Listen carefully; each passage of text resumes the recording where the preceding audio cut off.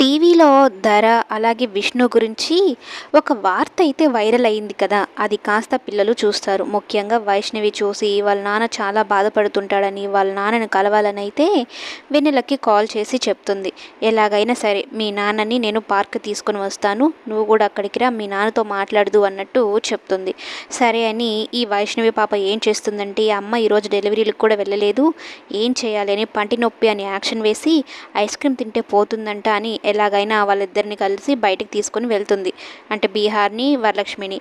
ఇక వెన్నెల కూడా మనం పార్క్కి వెళ్దామంటూ విష్ణుని ఒప్పిస్తుంది. నువ్వు ఇంట్లోనే ఉంటే అదే మోడ్లో ఉంటావు, చాలా బాధపడుతూ ఉంటావు, నిన్ను చూసి నేను కూడా బాధపడుతూ ఉంటాను నాన్న, అందుకని మనం పార్క్కి వెళ్దామని చెప్పి వెళ్తారనమాట.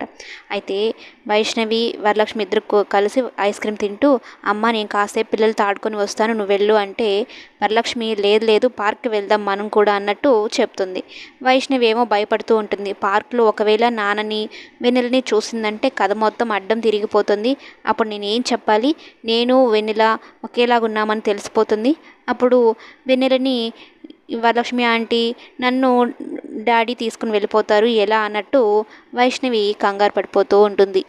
పార్క్లో విష్ణుని కొంతమంది కొట్టడానికి వెళ్తూ ఉంటారు. అమ్మాయిల జీవితాలతో ఆడుకుంటున్నావా అన్నట్టు. అప్పుడు వరలక్ష్మి వచ్చి అడ్డుపడుతుంది.